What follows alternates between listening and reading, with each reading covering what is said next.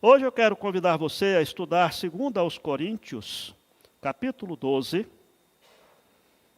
os versos 7 até o verso 10. Segunda carta de Paulo aos Coríntios, capítulo 12. E quero convidar você a meditar comigo nesse texto e a pensar sobre o motivo pelo qual Deus permite o sofrimento nos assole, ou motivo pelo qual Deus não cura as nossas enfermidades, mesmo tendo poder para fazê-lo. E eu sei que essas são dúvidas que vira e mexe assolam o nosso coração, principalmente quando passamos por momentos difíceis. Nosso coração, por vezes, fica questionando a vontade de Deus sobre esse assunto. E quero que você medite comigo sobre isso. Certamente que esse texto não traz todas as respostas, e às vezes nem a Bíblia inteira traz todas as respostas nesse assunto, porquanto os desígnios de Deus, por vezes, são mistérios para nós, mas pelo menos precisamos estudar a palavra e ver até que ponto Deus permite que a gente consiga entender e ter aí algum tipo de resposta da parte de Deus para o nosso coração. Eu vou ler o texto, você acompanha aí com atenção. 2 aos Coríntios, capítulo 12, verso 7 até o verso 10. E para que não me ensoberbecesse com a grandeza das revelações, foi-me posto um espinho na carne, mensageiro de Satanás, para me esbofetear, a fim de que não me exalte. Por causa disto, 3 vezes pedi ao Senhor que o afastasse de mim. Então ele me disse: a minha graça te basta, porque o poder se aperfeiçoa na fraqueza. De boa vontade, pois, mais me gloriarei nas fraquezas, para que sobre mim repouse o poder de Cristo. Pelo que sinto prazer nas fraquezas, nas injúrias, nas necessidades, nas perseguições, nas angústias, por amor de Cristo. Porque quando sou fraco, então é que sou forte. Só até aí. Vamos orar mais uma vez. Pai, agora que nós vamos estudar esses 4 versículos da Tua palavra, nós suplicamos que o mesmo Espírito que inspirou esta Escritura esteja agora iluminando a nossa mente, falando ao nosso coração, nos apacentando, nos exortando e nos mostrando a vontade do Senhor para a nossa vida. É a nossa oração, agradecidos, em nome de Jesus. Amém. Eu queria pedir para o irmão diácono de plantal para desligar esse ar-condicionado, por gentileza. Irmãos, nós temos passado por momentos muito difíceis. Nós todos sabemos disso. Parece que nessas últimas semanas, então, a gente vê o Covid de um lado, você corre para o outro, tem dengue, você corre para o outro, tem gripe, e assim a gente fica assim meio que baratinado com tanta enfermidade, com tanta situação, e por vezes a gente até parece que se lembra do Salmo 91, caia 1000 ao teu lado, 10.000 à tua direita, né? E diante de tudo isso, vez por outra, nós vemos algumas notícias ruins, algumas notícias difíceis de lidar com elas. Domingo passado tivemos aqui um culto de ação de graças pela vida do nosso irmão Benedito, que o Senhor o levou para si. Agora, essa semana, já ouvimos comentários, até mesmo de grandes e famosas personalidades do mundo evangélico, que também morreu de enfermidade. Alguns pastores, alguns líderes que vira e mexe, a gente sabe que são levados por Deus através de enfermidade. E outros que, mesmo não sendo levados, são insistentemente mantidos sob o jugo de alguma enfermidade, das quais todas elas, Deus tem absoluto poder para curar, mas Deus não cura. Quando nós olhamos essa situação, esse contexto, nós precisamos nos voltar para a palavra. Como disse, às vezes a Bíblia não traz respostas específicas a cada caso, a cada pessoa, mas a Bíblia traz princípios que nós precisamos aplicar à nossa vida.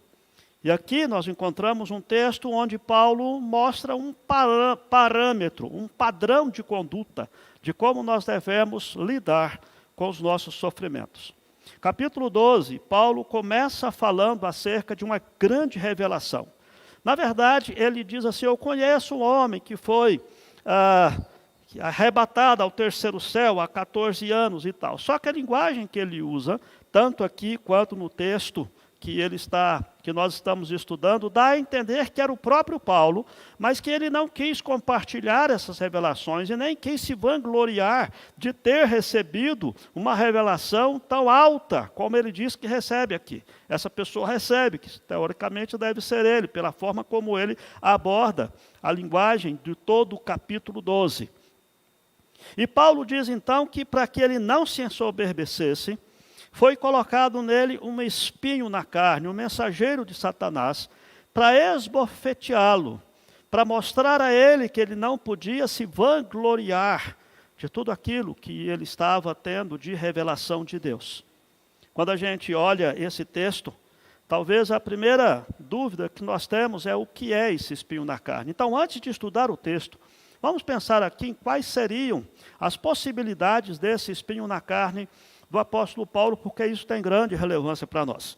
Alguns estudiosos dizem que esse espinho na carne poderia ser os próprios desejos da carne, os impulsos sexuais aguçados e desordenados da nossa natureza humana corrompida.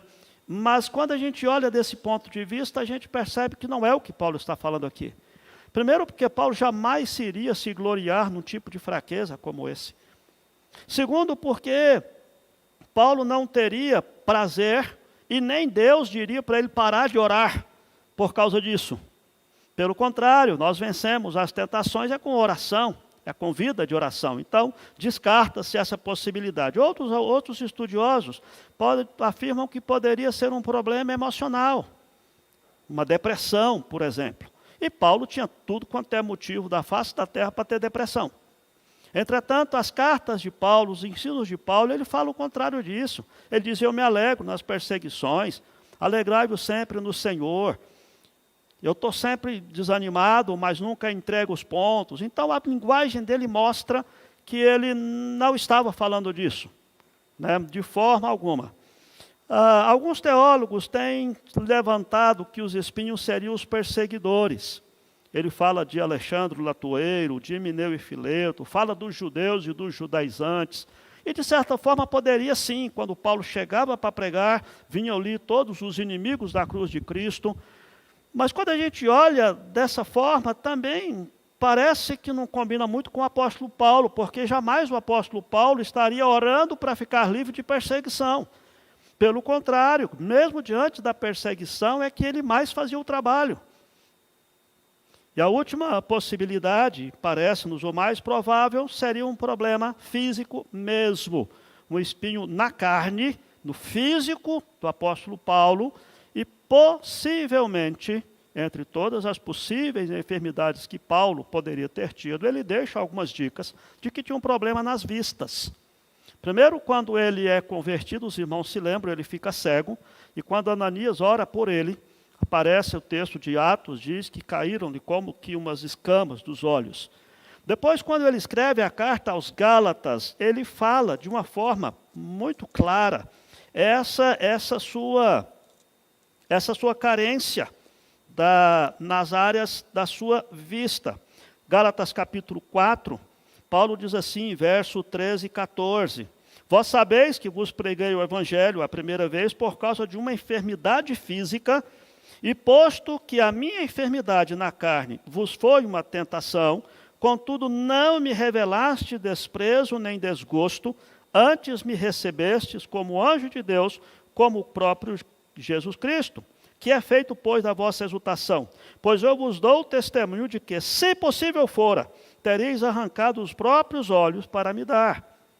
Então há uma possibilidade que seja um problema de vista. Agora, veja, irmãos, essa atitude do apóstolo Paulo, ela é benéfica para nós de não contar o que era especificamente esse espinho na carne. Porque se Paulo falasse que o espinho na carne era um problema de vista, é possível que eu me identificasse com o apóstolo Paulo. Os irmãos estão vendo que eu uso óculos, né? Tem o problema nas vistas. E não somente o problema que o óculos corrige, mas também eu não enxergo de um olho, só de um, né? Só de um lado. Talvez eu me identificasse com o apóstolo Paulo. Mas aqueles que não têm problema de vista não se identificariam. Paulo não diz qual é o problema na carne, com isso todos nós podemos nos identificar com a luta de Paulo e aprender com ele e como lidar com esse espinho na carne, seja qual for o seu espinho na carne, seja qual for a sua crise e a sua luta. E aí nós começamos então a olhar o texto acerca de como nós vamos lidar com essas situações de sofrimento, especificamente enfermidade física, que é para onde parece que Paulo está direcionando aqui a sua palavra, ou qualquer outro assunto que possa trazer aflição à nossa alma, porque nossa alma sempre está muito sujeita a ficar aflita, né? Às vezes por coisas poucas, às vezes por coisas graves. Mas a gente precisa então olhar. Eu queria então olhar esses 4 versículos e de cada um desses versículos tirar um passo de como nós devemos lidar com os sofrimentos na nossa vida. Então vamos lá. No verso 7 nós aprendemos que o primeiro passo é analisar a causa do nosso sofrimento. Antes de tudo, olhe com clareza, com honestidade para o seu sofrimento. Paulo diz assim: para que eu não me ensoberbecesse, foi-me posto um espinho na carne, mensageiro de Satanás, para me esbofetear, a fim de que eu não me exalte. Ele chegou a essa conclusão. Percebam que quando Paulo escreveu esse texto, ele já tinha passado. Porque antes de Deus ter dado a ele a revelação de que a minha graça te basta, ele não tinha esse entendimento que era um mensageiro de Satanás para esbofetear. Ele chegou à conclusão depois. E essa é a análise que eu e você precisamos fazer. Na linguagem do Salmo 42, o salmista diz assim: por que estás abatido, ó minha alma? Por que te perturbas dentro em mim? Espera em Deus, pois ainda o louvarei a Ele, Rei meu e Deus meu. Essa é a atitude que nós precisamos. Qual é de fato o meu problema? Qual é de fato o meu sofrimento? Por que eu estou sofrendo com isso? Questione, analise de fato o seu problema. O espinho na carne do apóstolo Paulo não foi uma enfermidade comum, queridos. Não foi um acidente, foi fruto da graça de Deus, a mão de Deus que colocou no apóstolo Paulo aquele sofrimento, com uma finalidade específica, que é de não permitir que ele estivesse se exaltando com tanta revelação que ele recebeu. Portanto, todos nós precisamos ter essa atitude de olhar para o nosso coração. Às vezes nós permitimos que o nosso coração entre em pânico. Nossa, eu vou receber um exame, recebi o resultado de um exame. Como nós temos aqui vários irmãos que estão esperando cirurgia, outros que pegou resultado de exame que mostrou que tem um determinado tipo de câncer, por exemplo, outros que têm problemas de enfermidades difíceis de curar, até para a medicina. E a tendência do nosso coração é de olhar, estou com uma doença grave, acabou tudo para mim. Calma, não é assim. Olha para a situação, analise o contexto, pensa bem qual é a causa do seu sofrimento, por que Deus está permitindo que você passe por esses momentos. Deus está no controle. A enfermidade não pega Deus de surpresa. É esse tipo de atitude que eu e você precisamos aprender a ter. Algumas pessoas falam: pastor, mas que história é essa do mensageiro de Satanás? Se foi Deus que pôs, né? Mensageiro não é de Deus. É que, por vezes, Deus usa o diabo para cumprir com os seus propósitos. Por quê? Não sei, Deus quis fazer assim, Deus costuma agir assim. Nós podemos ver isso na vida de Jó. Deus permitiu que o diabo tocasse na saúde de Jó, deu limite, mas Deus permitiu, Deus colocou Jó à disposição, à mercê da ação do diabo.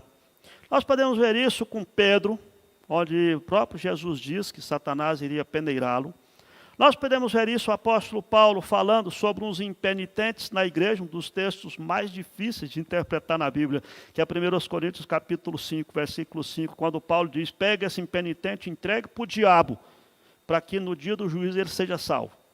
Outro dia a gente estuda esse texto, então deixa aí para os outros pastores estudar. Nós vemos isso na própria crucificação de Jesus, queridos. O diabo levantando ali o Judas para trair a Jesus. Vejam que o diabo queria Jesus crucificado, claro que queria. O próprio Pai também. Entretanto, com propósitos diferentes. E mesmo que aparentemente o diabo tenha vencido, Jesus foi crucificado, mas Deus Pai cumpriu com o seu propósito naquela crucificação e posterior ressurreição, que é para a nossa salvação. Então, antes de tudo, olhe direito para a situação. Não entre em pânico com o resultado de um exame. Não entre em pânico em saber que você não tem uma doença incurável. Olhe com realismo o que de fato está acontecendo na sua vida. O segundo passo que você precisa fazer, que Paulo ensina no verso 8, é de levar ao trono de graça o seu sofrimento. Não pare de orar. Paulo diz, eu pedi ao Senhor 3 vezes que o afastasse de mim. Coloque na presença de Deus as suas súplicas, os seus clamores, as suas lutas. Não pare de orar. Por que Paulo iria continuar orando? Ou por que Paulo iria orar quando ele sabia que aquela era a vontade de Deus, que ele continuasse doente? Paulo não sabia. Por isso que ele orou 3 vezes.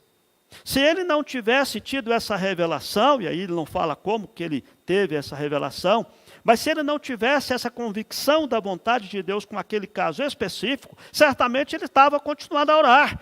Ele parou de orar porque ele teve uma resposta. Deus disse, não vou curar, minha graça te basta. Mas você não sabe qual é a vontade de Deus para a sua vida ao permitir que você passe por enfermidade. É por isso que nós temos que orar, e orar, e orar, e orar, e orar.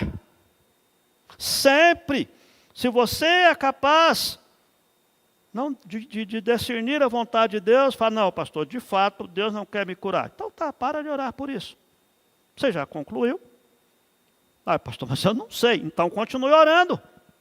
Até quando, pastor? Até quando você morrer, talvez da própria enfermidade.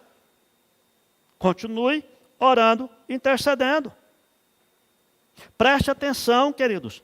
Nós não sabemos se porventura, lá no final, Deus vai nos curar.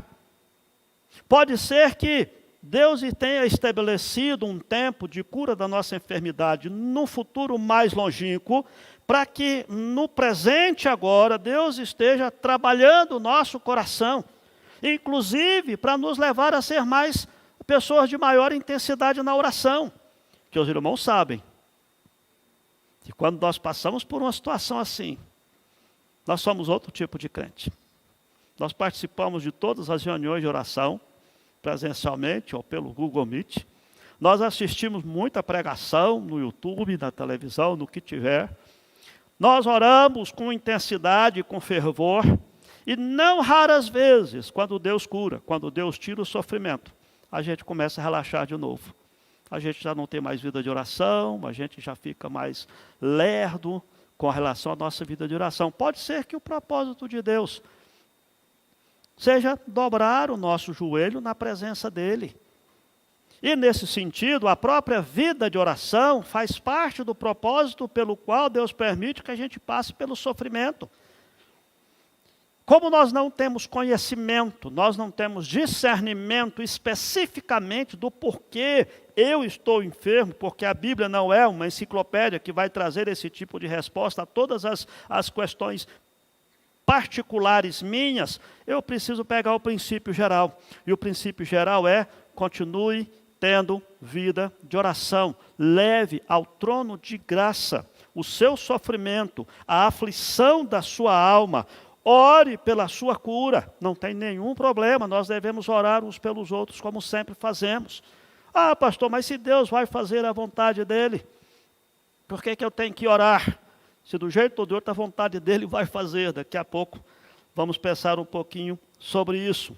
Então, persevere em oração, coloque na presença de Deus, porque pode ser até que o propósito de Deus seja esse. te quebrantar para você ser uma pessoa de oração.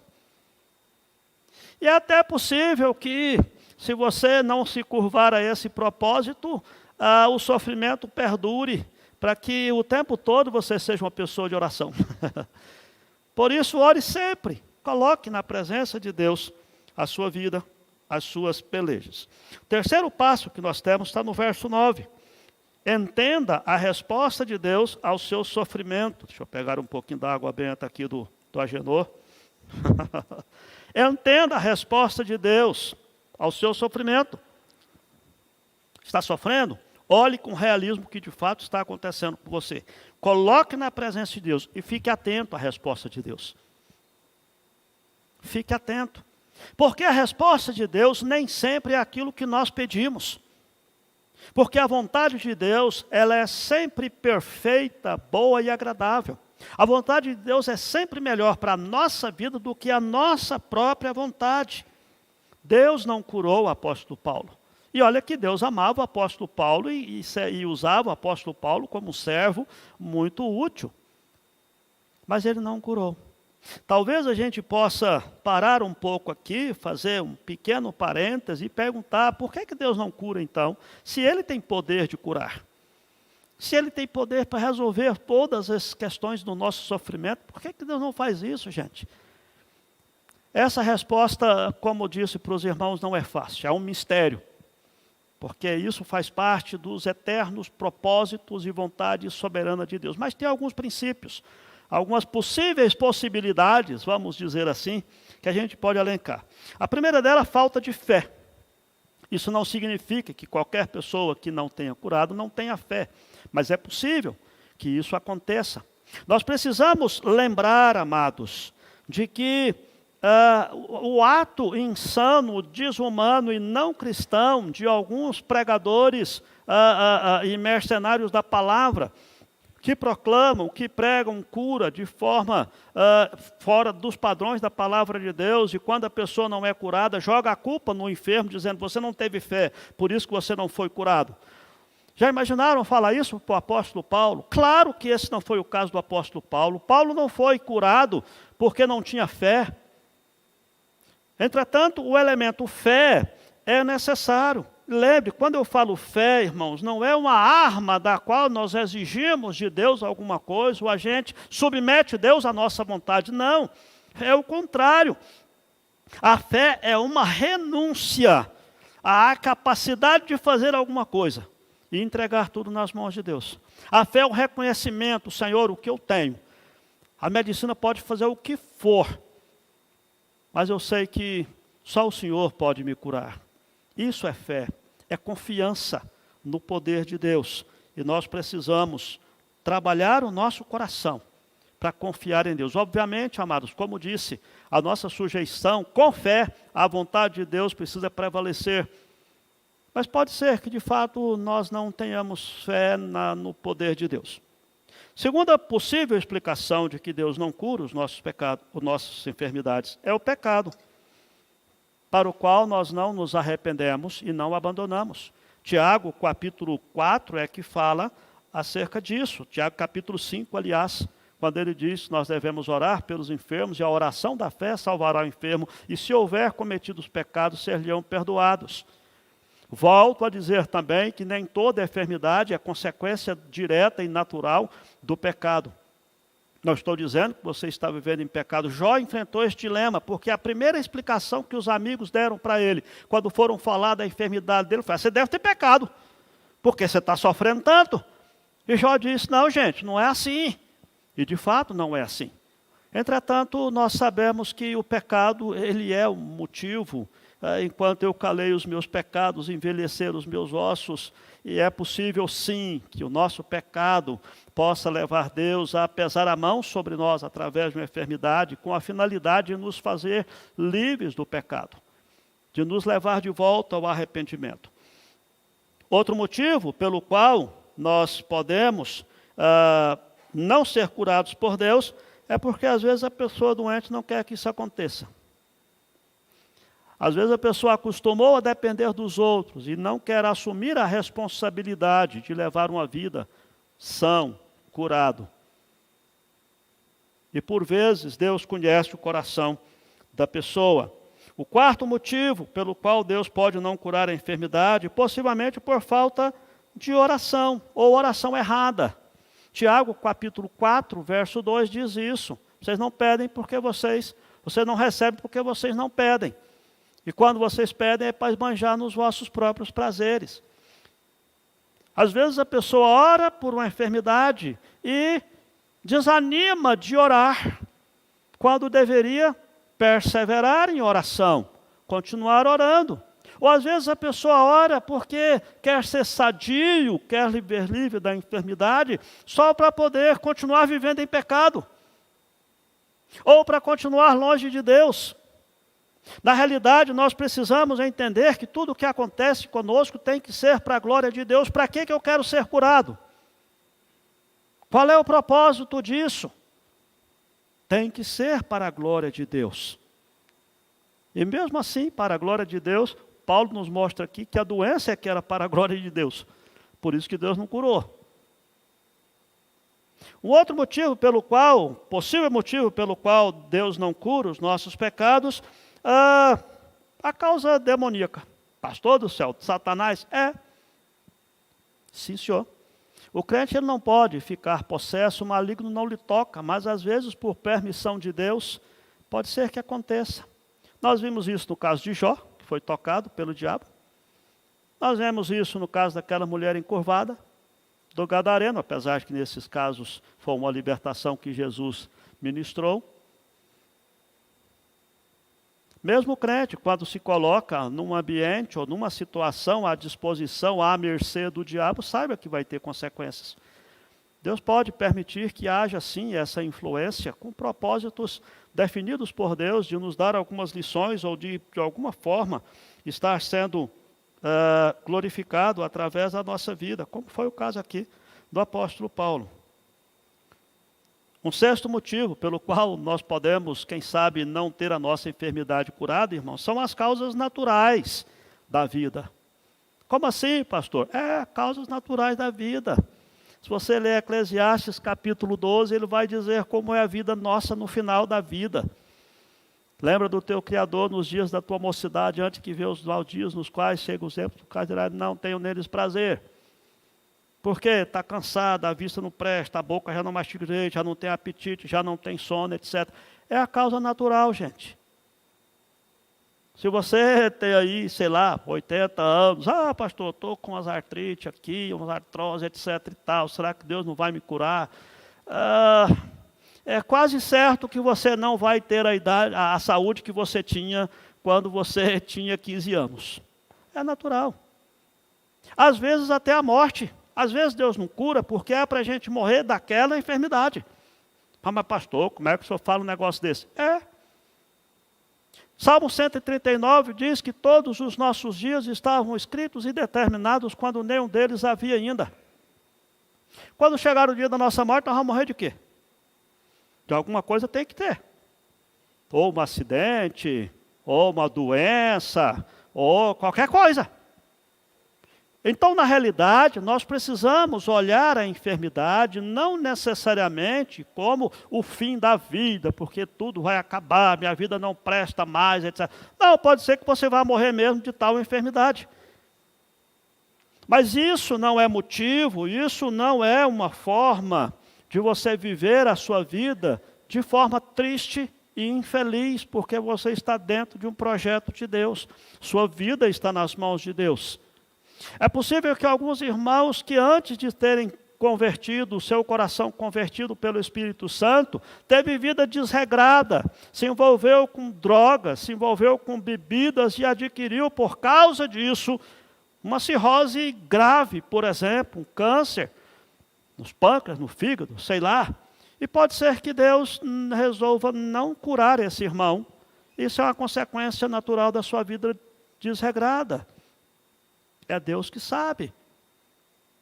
Um outro motivo, querido, seria o mistério da providência de Deus. Ou seja, de Deus ter algum propósito para não curar. O que a gente sabe é que, de fato, quando nós pensamos como igreja, Por algum motivo, parece que há épocas que Deus recolhe a sua mão. Que Deus não é farto em curar os nossos irmãos.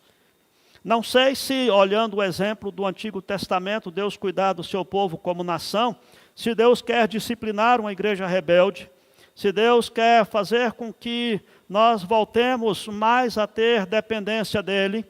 Quem sabe Deus faça isso para quebrantar o nosso coração, para nos tornar menos dependentes do conforto que nós nos acomodamos a viver. E pode ser mistérios que nós não sabemos. Assim como nós sabemos que toda vez que Deus começa uma etapa nova na vida do seu povo, Deus é mais exigente contra o pecado. Por isso que teve lá a inflexibilidade de Deus com Adão e Eva no paraíso, o rigor de Deus com Sodoma e Gomorra, que estava começando lá a história de Israel, né? O rigor de Deus com Ananias e Safira, porque ali começava a história da igreja cristã. E assim nós sabemos que Deus tem os seus propósitos. E Deus cumpre os seus propósitos, e para nós é um mistério. A gente não sabe porquanto Deus por vezes não revela porque que age dessa forma. E por último, as dimensões do crescimento espiritual. Deus deseja algo mais do que a nossa saúde física. Curar a nossa enfermidade é uma coisa excelente, boa, e nós não devemos deixar de orar por isso, queridos. Mas nós temos que lembrar que há coisas que são melhores e que vêm às vezes por causa ou através da fraqueza física.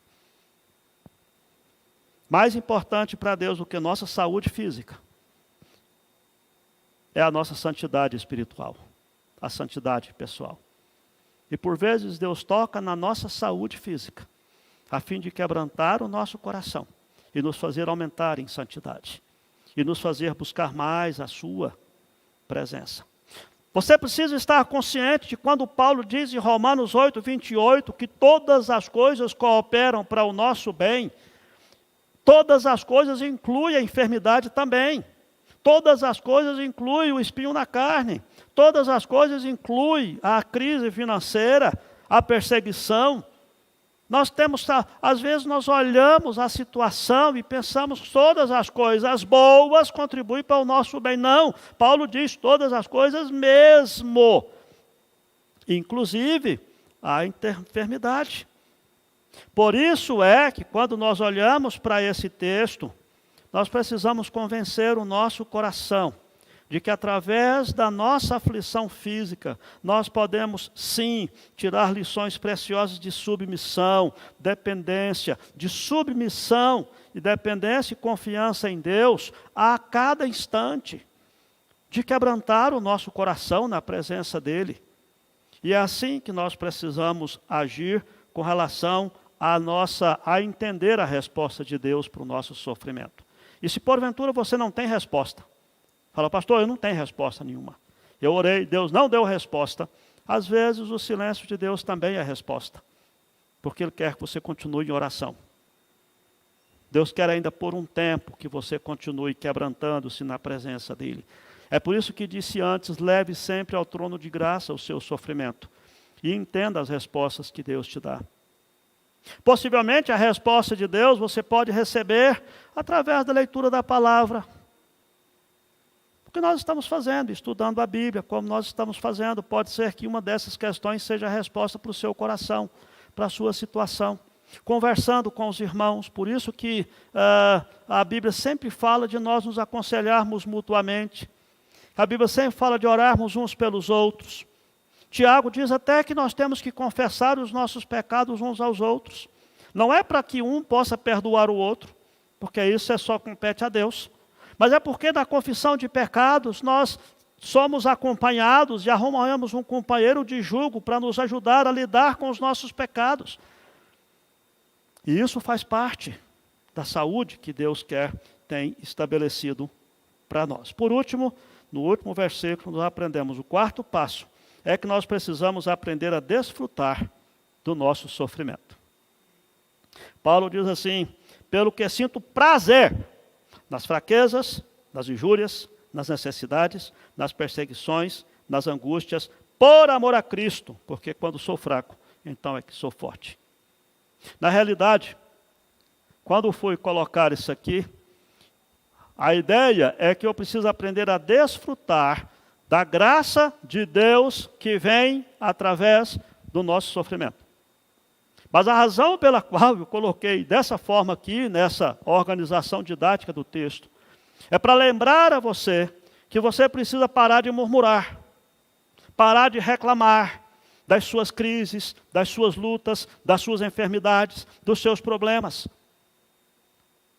Você precisa demonstrar mais satisfação na presença de Deus, a despeito das suas lutas, das suas crises, porque Deus continua no controle, porque Deus continua cuidando de você.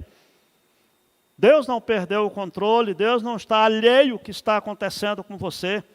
Quando eu falo que você precisa aprender a desfrutar do seu sofrimento, é aprender a ter contentamento a despeito do sofrimento.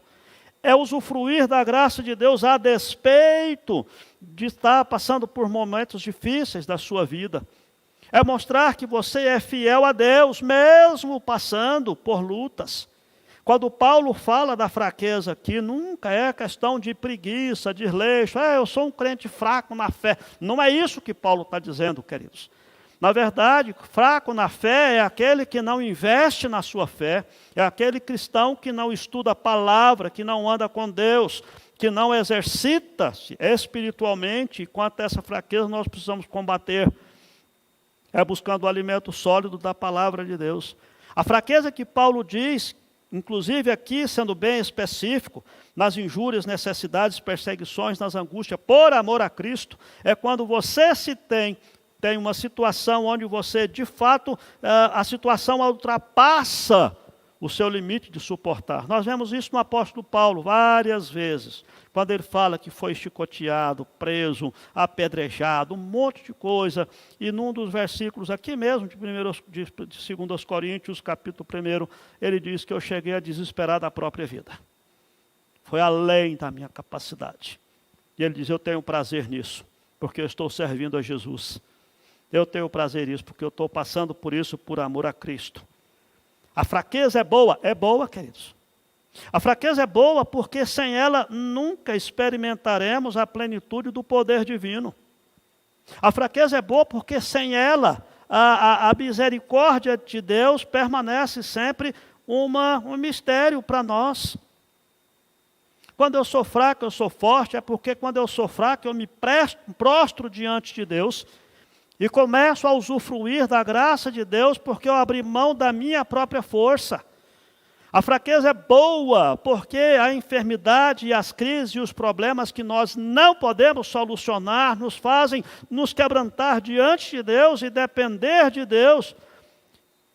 E mostrar e praticar no nosso próprio coração que só Deus é que pode fazer alguma coisa e eu me sujeito a Ele. É na fraqueza que o poder de Deus se manifesta. Como é que eu vou demonstrar a minha fidelidade a Deus se eu não for colocado à prova, queridos? Como é que eu vou demonstrar a minha confiança em Deus se eu não passar por carências, por necessidades, por enfermidades, por lutas? Como é que eu vou demonstrar que eu tenho de fato um coração convertido por Deus e que perdoe meu irmão, se o meu irmão não faz nenhuma ofensa contra mim, se nenhum irmão me trai? Talvez você esteja dizendo, pastor, então a gente precisa então infligir sofrimento ao irmão para que ele possa ser forte na fé? Não, não é isso. Se você olhar o texto, você vai perceber que Paulo não gostou do espinho, nem ficou feliz com a sua presença e nem buscou esse espinho.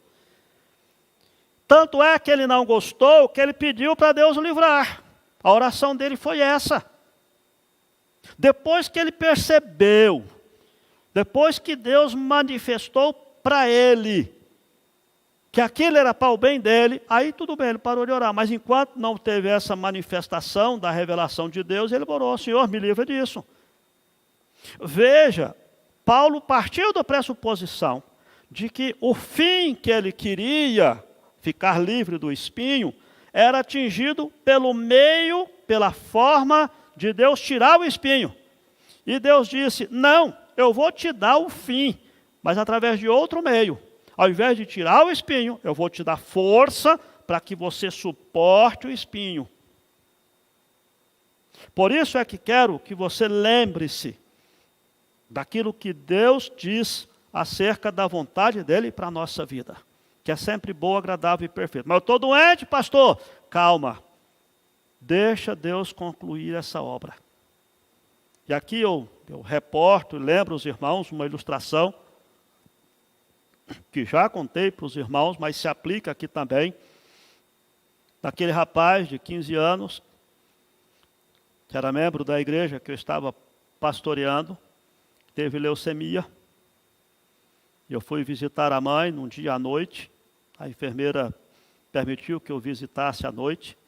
E eu cheguei lá, o rapaz estava sedado na cama, a mãe estava na janela olhando para o céu, com o olhar vago. E a primeira pergunta que ela me fez quando olhou para mim, disse: por quê, pastor? Por quê? Certamente que lá no meu coração, eu não tive resposta para ela, porque exatamente a pergunta que eu fiz no meu coração. A única coisa que me veio à mente e ao coração foi de mostrar para ela um quadro que estava na parede, acima da cama, onde o rapaz estava deitado, internado, que era um quadro, eu me lembro de forma vívida, né, desse quadro. Era um quadro compridinho assim, talvez dessa altura, dessa largura, um ramo de flor, não sei que flor que era, mas era uma flor muito amarela, um amarelo bem vivo, com um fundo preto. Um quadro muito bonito. A única coisa que me veio à mente para falar para ela foi esse quadro. Falei: minha irmã, eu não tenho resposta para isso. Eu sei que se a gente olhar esse quadro é bonito agora. Mas na hora que o camarada estava pintando esse quadro, quando ele começou a usar tinta preta, tinta escura, se o quadro pudesse, ele teria questionado: espera aí, por que você está colocando essa cor? Vai ficar feio demais. E o pintor sabia: calma, eu que estou pintando. Essa cor precisa estar aqui, porque no final ela vai contrastar com o amarelo brilhante que eu vou colocar. E a única resposta que eu pude dar para aquela irmã foi essa: vamos deixar Deus terminar o quadro. No momento, parece que o que Deus está fazendo é muito sombrio, é muito triste, é muito doloroso, mas Deus está pintando. Nós temos que esperar para ver o quadro todo. É por isso que nós precisamos nos curvar na presença de Deus, sempre. Com saúde ou sem saúde, mas no momento da dificuldade, da enfermidade, nós precisamos nos curvar na presença de Deus. Levar até o trono de graça a nossa sincera oração de querer ser curado. Mas sempre dizer: Senhor, se for possível, passa de mim esse cálice. Mas faz a vontade do Senhor na minha vida. Lembraram de quem fez essa oração, né? Faz a vontade do Senhor na minha vida. Termina de pintar esse quadro, eu espero. Eu vou segurar agora, porque eu sei que no final a glória do Senhor será manifestada na minha vida. Eu vou esperar o Senhor terminar a pintura da minha vida, porque eu sei que o Senhor é mestre em fazer coisas belas, e minha vida será uma coisa maravilhosa, porque o Senhor é que está cuidando de mim. E se você não tem resposta, porque Deus está usando uma cor ou outra, calma. Continue submisso à vontade de Deus, desenvolvendo a sua vida de oração. Queria trazer aqui algumas aplicações rápidas sobre aquilo que nós aprendemos. A primeira dela, lembre-se que nós precisamos desenvolver uma alegria no privilégio de ser um instrumento para a manifestação do poder de Deus. Eu fico olhando uma situação que tem na Bíblia, depois o pastor Renan estuda com a igreja, de um rapaz que foi curado por Jesus, ele tinha 38 anos, e aí o pessoal perguntou: Senhor, quem pecou? Foi este ou foram os seus pais para que ele nascesse com essa enfermidade? E a resposta de Jesus, vocês se lembram? Jesus disse: nem ele, nem os seus pais, mas foi para que, através dele, se manifeste o poder de Deus. Aí eu pergunto: será que aquele rapaz nasceu com problema físico, nasceu enfermo, para que 38 anos depois ele se encontrasse com Jesus e o poder de Deus se manifestasse? De alguma forma ou de outra, nós precisamos colocar no nosso coração sempre essa lição: eu preciso ter satisfação, porque Deus vai fazer coisa boa na minha vida. A minha vida será para a glória de Deus. A minha enfermidade será para a glória de Deus. Mesmo que eu morra dela, pastor, mesmo que você morra dela, será para a glória de Deus. Segunda lição, nós devemos sempre orar pelos enfermos para que sejam curados. Não tem nenhum mal, nenhum problema teológico nisso, nenhuma confrontação disso com a vontade de Deus. O que nós devemos fazer, ou o que nós não devemos fazer, é nessa oração querer impor para Deus que faça o que nós queremos, do jeito que nós queremos, porque isso seria ruim para nós. Nossa oração sempre será essa: Senhor, nós clamamos que o Senhor esteja curando essa enfermidade, e nós nos sujeitamos à Tua vontade, para que no tempo do Senhor, do jeito do Senhor, essa cura aconteça, para que o Senhor seja glorificado.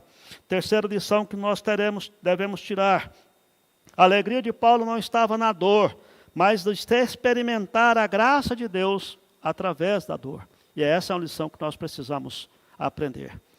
No seu leito de enfermidade, nas suas lutas, nas suas enfermidades, aprenda a usufruir na graça que Deus manifesta na sua vida. Outra lição que teremos que tirar, queridos, é que a nossa pureza espiritual, a nossa santidade é mais importante para Deus do que a nossa saúde física. E é possível que a debilitação da nossa saúde contribua para a nossa santificação. Isso diante de Deus tem um valor maior do que a nossa própria saúde física. Lembre-se também de que fidelidade a Deus é perseverar nas dificuldades e ter uma fé inflexível apesar da fraqueza. Muitas pessoas têm pregado o Evangelho de forma deturpada, dizendo que você precisa decretar, que você precisa determinar, que você não pode aceitar a enfermidade na sua vida e que Deus é o seu Deus e você é filho de Deus, portanto, você precisa andar vitoriosamente, que em nome de Jesus está curado, etc. Cuidado, porque não é assim que a palavra de Deus estabelece. Ter fé, queridos, não é você ter poder para determinar o que vai acontecer, porque se porventura isso acontecesse, a glória seria sua. O Volney estava doente, eu fui lá, orei com ele, ele ficou curado. Sou um homem de fé, de poder. Não. Mas quando o Volney, porventura, estiver doente, e nós orarmos por ele em submissão à vontade de Deus, do jeito que a palavra de Deus ensina, a glória não será de quem fez a oração, nem dele, será de Deus. E Deus será glorificado através disso. Quero que você se lembre, queridos, que quando Deus permite que a gente passe por sofrimento, Deus está moldando o nosso coração. As pedras que ficam à beira do mar, que não são atingidos pela onda, aqueles que passeiam na praia sempre já viu, a gente vai naquele lugar que não tem onda, né, para colocar um snorkel e ver os peixinhos e tudo mais. A coisa mais difícil é de você andar naquelas pedras, porque são todas pontiagudas, elas não pegam o atrito das ondas. Mas as pedras que ficam onde tem as ondas são todas arredondadas. Deus às vezes usa o sofrimento para burilar, para moldar a nossa vida. E nem sempre Deus nos isenta do sofrimento, porque Ele ainda está trabalhando na nossa vida. Nós não chegamos ainda no ponto que Deus estabeleceu, de comunhão, de santidade, de busca da sua presença. A minha oração, queridos, é que você guarde essa palavra no seu coração. Não permita que o seu coração se rebele contra Deus diante da enfermidade, mas que você possa se submeter. Não é uma questão de você ser derrotista e viver como derrotado. Não, queridos. É exatamente o contrário. É eu perguntar, meu irmão, como é que você está? E você poder ser honesto e dizer, pastor, eu estou ruim, estou com muita dor, estou tomando remédio forte, ainda assim a dor não passa, mas eu me alegro no Senhor. Eu exulto no Deus da minha salvação, porque eu sei que Deus está no controle e no tempo certo Ele vai intervir na minha vida. E enquanto Ele não intervir, Ele está me sustentando, Ele está apacentando o meu coração. Essa é a atitude do cristão. De fato, de buscar a presença de Deus a cada instante. E às vezes, quando está passando por sofrimento, Deus permite que o sofrimento seja até prolongado, para nos manter quebrantados na sua presença a cada dia, aproveitando e usufruindo da graça e da vontade de Deus. Olá, que bom ter você por aqui. E aí, gostou do vídeo? Então não se esqueça de se inscrever no nosso canal, ativar o sininho para receber as notificações dos outros vídeos que virão, curtir esse vídeo e principalmente, é claro, compartilhar ele com as pessoas que você ama, para que elas também sejam edificadas e abençoadas por essa mensagem. Nos siga também nas outras redes sociais que estão aparecendo aí na sua tela, para você poder acompanhar melhor os nossos horários e as nossas programações. Tá bom? Que Deus abençoe sua vida e até o próximo vídeo.